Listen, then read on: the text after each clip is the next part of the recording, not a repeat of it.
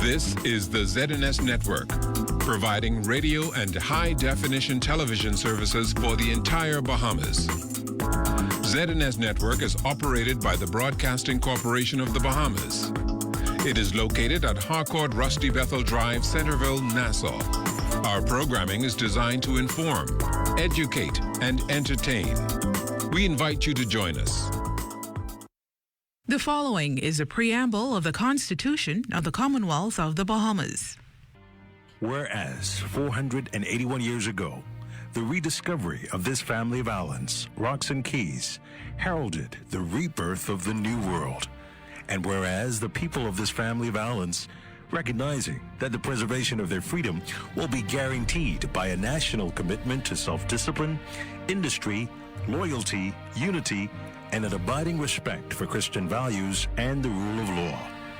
Now, know we therefore, we the inheritors of and successors to this family of islands, recognizing the supremacy of God and believing in the fundamental rights and freedoms of the individual, do hereby proclaim in solemn praise the establishment of a free and democratic sovereign nation, founded on spiritual values, and in which no man, woman, or child shall ever be slave or bondsman to anyone, or their labor exploited, or their lives frustrated by deprivation, and do hereby provide by these articles for the indivisible unity and creation under God of the Commonwealth of the Bahamas.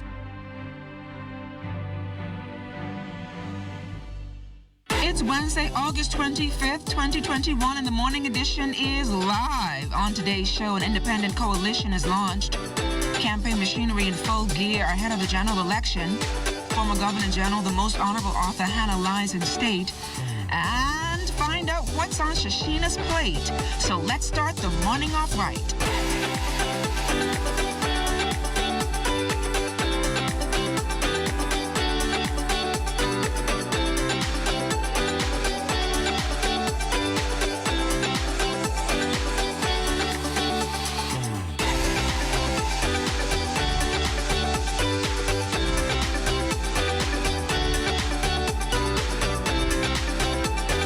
Life has no remote, so get up and change it yourself. Good morning, everyone, and welcome to the morning edition. I'm LaDawn Davis. And I'm Desmond Saunders. Good morning. Beautiful Wednesday. Yeah. We're going to send a big shout out to Charles Fisher. He's under the weather this morning. He probably looked out the window this morning and said, hey, it's kind of looks good outside. Yeah, I'm going to stay inside. Fisher, get well, and hopefully you'll be back in this chair tomorrow. But where did that weather come from?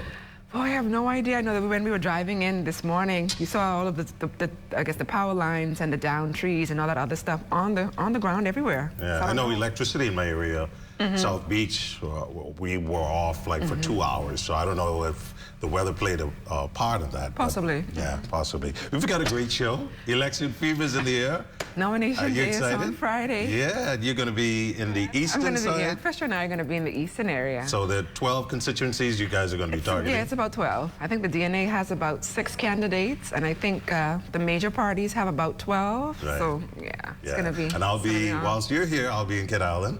With the opposition leader, the opposition leader for the Brave Day. We just have to be careful, we just have to be safe and careful, follow all the safety protocols so that we can have a safe and good nomination day process. And you've got a big story coming this morning dealing with the paraphernalia. And how much money they're pumping into the election machinery. I'm sure it's possibly in the millions. With all these signs we're seeing, right? All the signs all over the road. A whole lot. Everything. Have you seen it? You've seen it? Yeah, you're bombarded by it. I haven't seen much of the DNA in the coalition. I don't know, what's happening there. But the major parties are definitely, they're showing up. They're really showing up. It's good, LaDawn. I think we've got to get to our trivia. This morning, which country invented ice cream? You want to take a guess? I'm going to say China. I think. Well, we'll reveal that at the end of the show. Phone number 502-3870. Which country invented ice cream? And so, for you who want to be a part of this trivia, you definitely want to make sure to call in. And the phone lines are ringing. They're ringing now. Yeah, 502-3870. 502-3870. What we're going to do is head to the streets. Corporal Patrick Kemp standing by. Good morning. Stand by. Good morning, Mr. Sanders, and good morning, LaDawn. It is definitely a pleasure to be in the land of the living, and for that I give recognition to our Father Jesus Christ for allowing such a beautiful day such as this. It is a bit gloomy. Overnight we have had some rain, especially in this area from where I'm at, on Carmichael Road just east of Faith Avenue, and the streets are obviously wet. And even at this location, we have a lot of persons who are still driving in a reckless and dangerous manner, failing to keep left, overtaking long lines of traffic. Even the pedestrians who are not paying attention as they cross the street. I'm going to say to those persons too, please, especially when you're crossing with little ones, hold their hands and make sure they get crossed safely. Mr. Sanders, it is a concern of mine on a daily basis of the amount of citations that we issue to the motoring public for various infractions. Now, I know on a daily basis you all normally have trivia questions that you ask, and I'm going to ask and answer a trivia question for persons out there, and that is, persons normally ask, should a police officer be giving persons tickets during this time of the pandemic? And to answer that question, it is yes. Yes, you will be given a citation during this time of the pandemic, because it's during this time you're committing various offenses. Please, people, drive with due care intention. There is no need to be driving in a reckless manner, especially from what I've been seeing this morning. And life is too precious. Back to you, Mr. Sanders and Mr. Leon. Continue to have a blessed day. Thank you very much, Corporal Patrick Kemp, with today's traffic out there in the streets. Be safe, all right?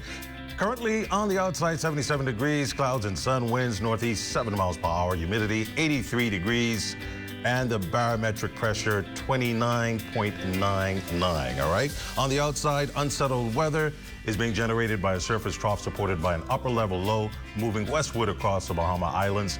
Residents should be alert for flooding in low-lying and flood-prone areas.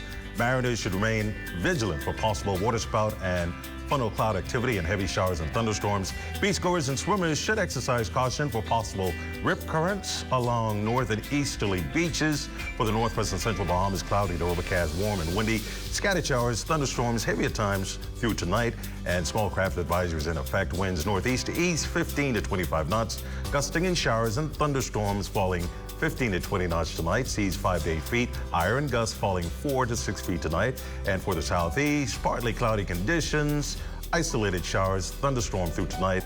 The daytime high, 88 degrees Fahrenheit, 31 degrees Celsius. And now let's take a look at our extended forecast for you. There we go.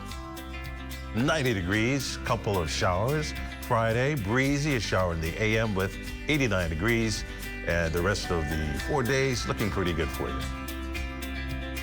Since last week's announcement of a September 16th general election, the public has questioned why now, as COVID-19 continues to ravage the Bahamas. But Deputy Prime Minister, the Honorable Desmond Bannister, is confident the country can hold an election in a safe environment. He says the government has imposed restrictions for this political season, and it's crucial that elections be held in the shortest period of time. There are variants all over the world right now. All over the world. At least 5 other variants out there. It's important for us to do what we have to do to protect the Bahamian people. So we have to be careful. All of us have to ensure that we are safe. But it's important for us to be able to have this mandate at this time. With just over 3 weeks to go until the general election, 3 independent groups have banded together to form the United Constitution Party. Leading the movement is Cassius Stewart, who up to last week rubbed shoulders with other third parties in Parliament Square as head of the Bahamas Democratic Movement. This United Coalition has done is chosen the best of the best from among all our candidates so that we could finally put together what we call the Dream Team. We have the best from Ali McIntosh team, the best from God Rusborough team, the best from the BDM, the best from among the independents, so that we could finally put together an alternative government. With the Pfizer COVID-19 vaccine finally getting full approval from the U.S. Food and Drug Administration for persons 16 and older on Monday, Minister of Health, the Honorable Renwood Wells, is even more optimistic now that COVID-19 vaccination numbers will continue to improve. For those still hesitant, the minister says health officials intend to ramp up the vaccination campaign. We have an informational campaign for the anti-vaxxers and those who would have had issues with the particular vaccine, seeking to answer those questions. But I do believe, given what I've seen from in July, before we actually got our third tranche of AstraZeneca, the lines were long for Bahamians. I mean, they were wrapped around the vaccine sites for Bahamians who were saying, listen, we've looked at the data, we realize our national circumstance, and we are now here to say we want to get vaccinated. The U.S. State Department's decision to add the Bahamas to a list of countries American travelers should avoid coming as no surprise to Tourism and Aviation Minister the Honorable Dionisio de Aguilar. He says the downgrade was inevitable given the country's continued surge in COVID-19 cases. The number of cases, positive cases, had been increasing for quite some time. And I guess it's the result of, and why the message has constantly been from the government, that everybody get vaccinated. The only way we're going to reduce the level of positive cases is if everybody heeds the call of the Prime Minister and go and get vaccinated. Meantime, Minister of National Security, the Honorable Marvin Dames, providing some insight on vaccinations within the uniformed branches. This on the heels of the Defense Force Commodore's sentiments that COVID-19 measures are unsustainable and the absence of officers due to the illness threatens national security.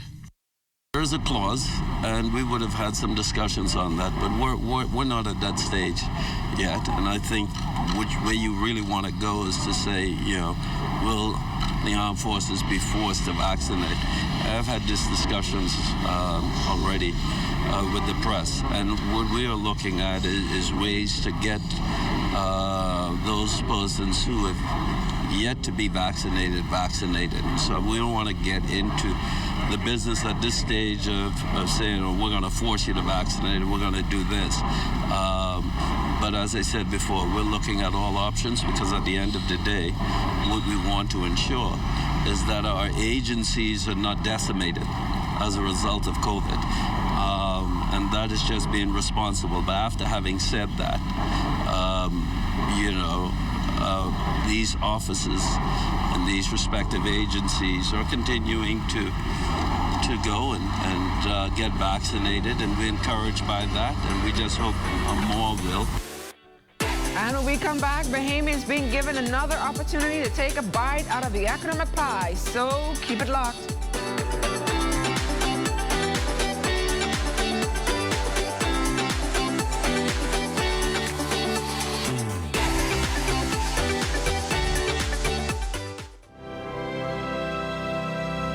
He joined the fight to bring about revolutionary change, majority rule, and independence.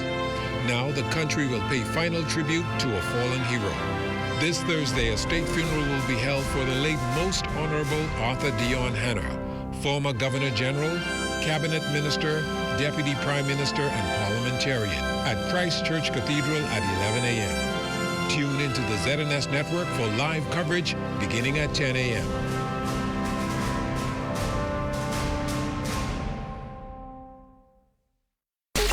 Activate your power with the new Scotia Card MasterCard Debit for a chance to win a brand new 2021 Toyota RAV4. Every spend gives you an instant entry to qualify. Shop online, at the gas station, or at any POS machine for your chance to win. Competition runs from now until August 31. Activate your power and win with the new Scotia Card MasterCard Debit. Approved under Section 61G of the Gaming Act 2014. Applicable to Bahamas only.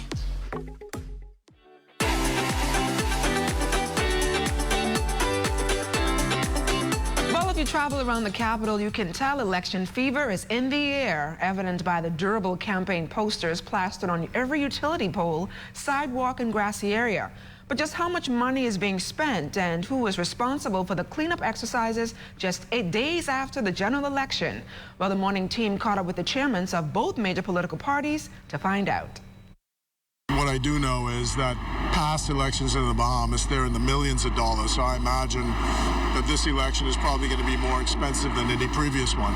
PLP Chairman Fred Mitchell says the cost to provide election machinery and paraphernalia for any general election could cost all parties vying to lead quite a hefty penny. With the snap election set to take center stage on September 16th, how is it that both major parties were able to get their machinery on the ground so quickly? Well, FNM Chairman Carl Culmer says the key is planning. We prepare at least a year plus out for elections. We have our teams who are on the ground. They survey the land, they look at what is required, and we have teams strategizing from a year out. So we're prepared, and we're prepared to win the next election. At the end of the day, whether it's a way to get your message out, we're using all the mediums. We're using the social media, traditional media. We also be using posters and signs to get the message out. But with the amount of paraphernalia littering the streets, the big questions remain: who will be responsible for cleaning it all up after the election is done with, and are they being paid to do it? The law, as I understand it, says that after the elections are done, within a certain period, I think it's 30 days, they all have to come down. In my own campaign, within 2 days, it's all gone. And I pay people to take them down. We have loyal supporters, and our supporters come out, and they're happy to put up our paraphernalia and happy to put up our posters. We have a number of persons who, in fact, I had 2 persons came in this morning and say, Culmer, what can I do? I need the help. I want to do something. Everybody wants to get involved. Great job there, LaDon. 2 new companies on the horizon following share offerings launched just this week, giving Bahamians a bite into the economic pie of development. Lloyd Allen has more. Considered one of the newest players of the securities stage, Arawak X on Monday launching 2 new IPOs, Red Lobster Bahamas and Bahama MiFi, an augmented reality service provider for visitors to our shores. It is truly an opportunity for us to connect with everybody out there who wants to be a part of Red Lobster. And that happens next year. So we provide solutions for the tourists as well as solutions for the B2B customers. Right? It's a complete platform, and it's totally scalable. And the idea was to use Nassau, the Bahamas, as the testing grounds, okay, and then to move to other territories. Arawak X Chief Technology Officer D'Arcy Ramming Jr. explains that there is a registration process for reputable locals to invest in either company. What we as the exchange, what we're licensed to do is to make sure that they're structured properly so that when you put your money in, you can get your money back out. And now with crowdfunding, the average person can participate. Both Pinnacle and Bahama MiFi are seeking to raise some $2.7 million and $2.1 million, respectively, to fuel the launch of each enterprise. Co-chair of the Economic Recovery Committee, Marlon Johnson, says the thrust of ventures like this through Arawak X is what is hoped to restore economic growth in diverse ways. This is also the culmination and representative of actually that particular recommendation coming to life in the enabling regulation that has allowed for Arawak X to come onto a platform, to be fully regulated, and also, and just as importantly, to allow other potential entrepreneurs who want to put together similar platforms anywhere in the Bahamas to be able to do so. So if you are interested in purchasing stocks in either company, you would visit the Arawak X website, where you would answer a series of questions which help them to build your portfolio, known as a KYC document. KYC documentation is there so we know who you are, so we can register these assets appropriately. So as you're going through, when we ask for passport, NIB card, voter's card, etc., we need that information so that when the subscription is successful, then we know how to register it. Today is a big one for Executive Director of the Access Accelerator Small Development Center, Davinia Bain. She's a panelist at the first ever Women Economic Forum Caribbean in Puerto Rico. It's an international platform that connects more than 250,000 attendees in 200 countries. The Caribbean element will attract more than 30,000 virtual attendees from the region and the world. The forum, endorsed by the United Nations Women and the U.S. Agency for International Development, promotes the economic inclusivity across the Caribbean. Bain will address the topic, where are the women investors that impact entrepreneurship in the region? In the Bahamas, we have to do a lot better job of developing a culture of investment. We don't have a very organized angel investing network in the Bahamas, and so looking forward to participating in this initiative specifically to encourage female investors to become very organized in the way they approach investing in any type of business, whether it's a female business or a male business. But obviously the topic of the day is for the investment in women entrepreneurs, which we want to see more female angel investors in the Bahamas participate in.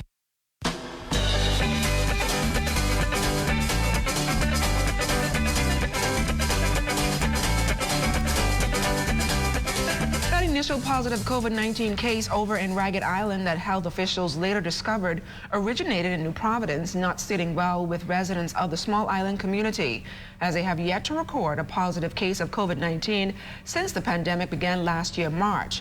This is what Exuma and Ragged Island Administrator Deborah Moxie Roll had to say on the matter. Absolutely none.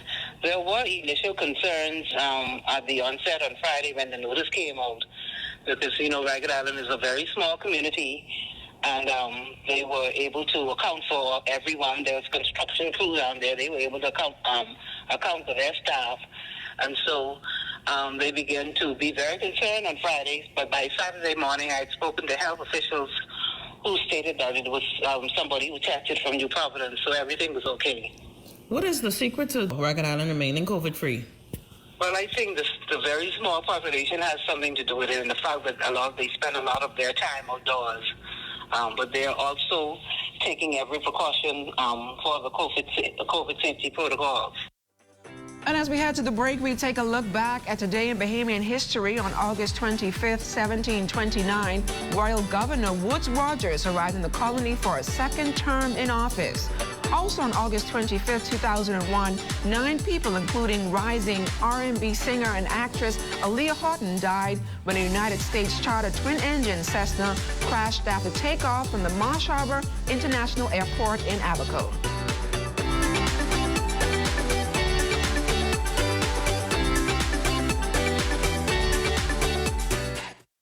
Getting your kids back to school is as easy as 1, 2, 3 with Omni Financial. Receive up to $3,000 in 48 hours at reduced fees with Omni Flash Cash. Pick up those back-to-school supplies with any of our financing partners, or send money worldwide to any of our 4 remittance brands with Omni Money Transfers. Visit any of our Omni locations throughout the Bahamas. Omni Financial, for all your back-to-school financial needs and more.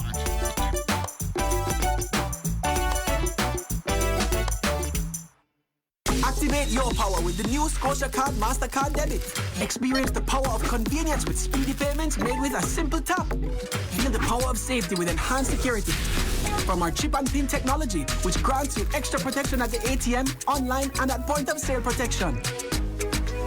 Your access is granted. Make purchases here or when you choose to travel with priceless MasterCard offers. Activate your power with the new Scotiabank MasterCard Debit Card.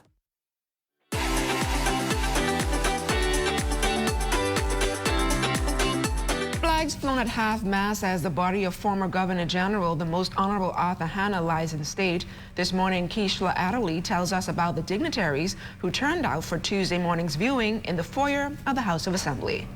Face to face with a legacy that predates an independent Bahamas, Governor General, the Most Honorable Cornelius Smith, Prime Minister, the Most Honorable Dr. Hubert Minnis, and Opposition Leader Philip Brave Davis, and others, leading off official tributes to the Most Honorable Arthur Hanna, the former Governor General, Deputy Prime Minister, and agitator for independence and Bahamianization. His Excellency Hanna was appointed to the delegation that represented the Progressive Liberal Party at a constitutional conference in the United Kingdom, which produced the blueprint for an independent Bahamas.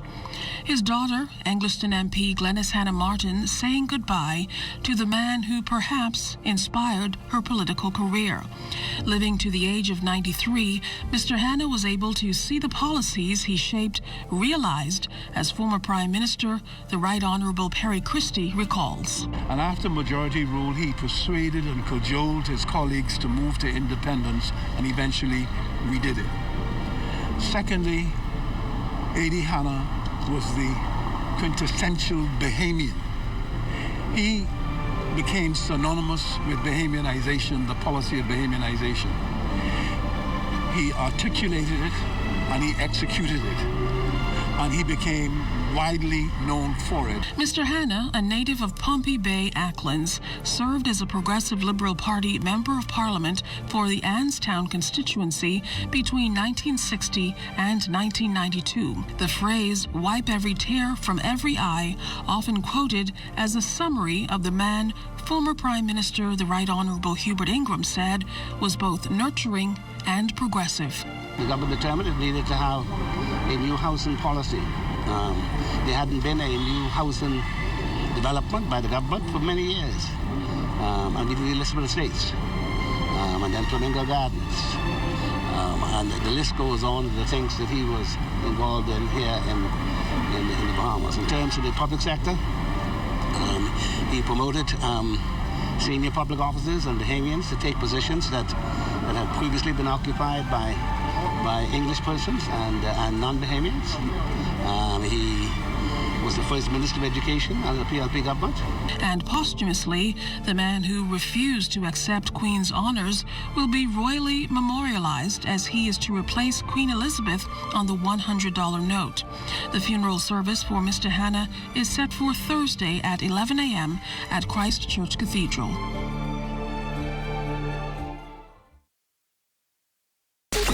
Activate your power with the new Scotia Card MasterCard Debit for a chance to win a brand new 2021 Toyota RAV4. Every spend gives you an instant entry to qualify. Shop online, at the gas station, or at any POS machine for your chance to win.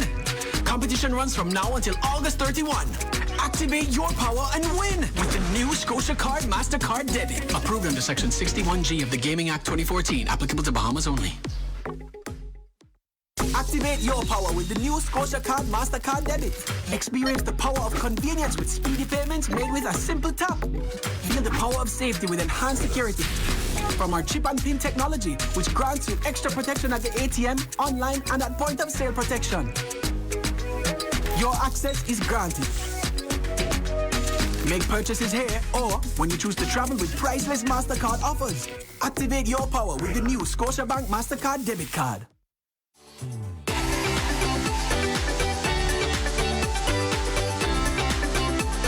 Local sports is slowly but surely getting back on track. You have to look no further than the Blue Hills Sporting Complex, as kids are being given the opportunity to learn the sport of baseball in a safe environment. Baseball is my first life. I've been doing this all my life. I love baseball, and this is something I wanted my charity, Cleve, help us to get involved in. This is the first time we're doing it. Some days we have up to 70 kids. Today's slow day, usually on Saturday mornings and Monday evenings after 3. And I just like working with kids. I got my friends to help me out. It's a free camp, so they volunteer their time. And usually we got more coaches out here, but we kind of scale on today. But that's just something we like to teach. We want to pass on. Yeah. These are mostly young kids. They've never done this before. It's their first time out. So we just basically trying to teach them the discipline of the game, the basic fundamentals, throwing, catching, eye on the ball, making contact. Not so much skilled drills or anything like that, just so they could develop a love of the game and then want to follow through with really getting in with the fundamentals and skill and seeing what their skill set would be like. My dream for this camp was to be more of a development, mentoring camp, about teaching about life and discipline and how to really be a success in society without being a rapper or a star or even being on TV, just making an impact in your community.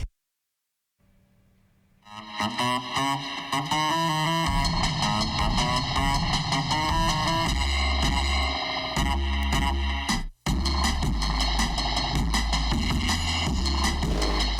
this week's edition of What's on Your Plate, we head to Grand Bahama to see what our Shashinaro Farquharson is cooking. So every time people go away, they stop to the swap shop and they get their corn. So I was one of those persons. And the last time I had it, I was like, this is such a great product for home. It's simple, it's easy. But you know me, everything gotta be extra. And extra is perhaps an understatement, with 16 mouth-watering flavors from the Crazy Cajun to the Good Golly Garlic, the Real Jerk, the Carmelo Fellow, and even the Really Ratchet. Lisa Turnquest, owner of Captain Corn, shares how she made this corny dream a reality. So I came home in 2018 and I gathered a couple of my family and friends around my dining room table, and I started combining seasonings and flavors and just dressing the corn and asking them, you like this? Is this okay? Too spicy? Too sweet? And that's how Captain Corn was born. And the feedback is just simply amazing. And it's catching on to even some of the island's top TikTok influencers. People have an affection to the lemon pepper. So we took the lemon pepper and we enhanced it and inspired it with some Bahamian flavoring. And then we knew that children tend to go for the sweeter side. We did the sriracha, the ratchet, we did the fire engine. Anytime people request, you know, what their flavor palette is, I try to go into the lab and create a flavor to appeal to it so that we have an array. My goal is at the end of this, with multiple franchises of Captain Corn, to have an array of toppings and seasonings. That's the goal for Captain Corn. And this is Lisa's advice to those who are thinking about getting into business. Get through. Now is even the best time to think it through. And you know, I'm a believer of starting small and making steps.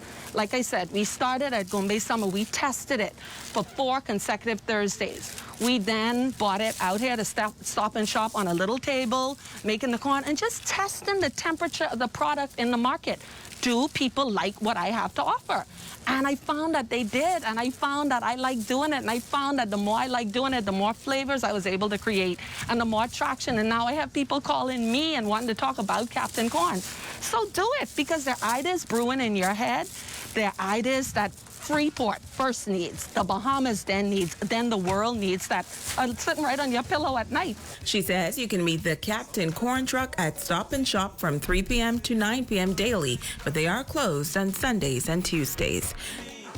Corn is just making me crazy, making me hungry, making us both hungry, right? Yeah, I get my taste buds running. Wow, amazing story. And I would have wanted some pepper on my corn. I'm sure you would have wanted some seasoning as well. Some seasoning, Jamaican jerk seasoning, everything. A little bit of salt. Yeah, spice it up a little bit. So I know you have the trivia answer. Yeah, we definitely have the trivia here. The question was, which country invented ice cream? And you were right earlier. Right. China is the answer.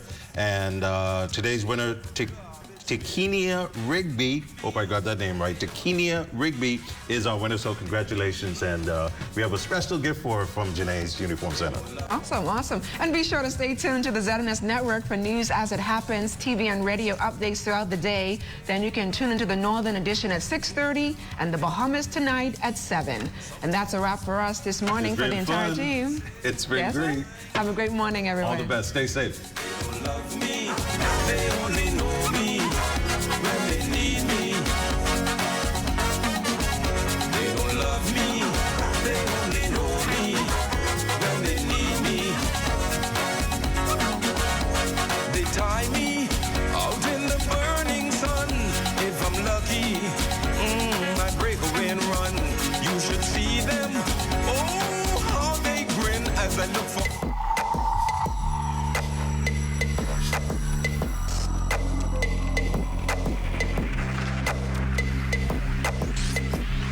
You're watching the ZNS Network, the People's Station.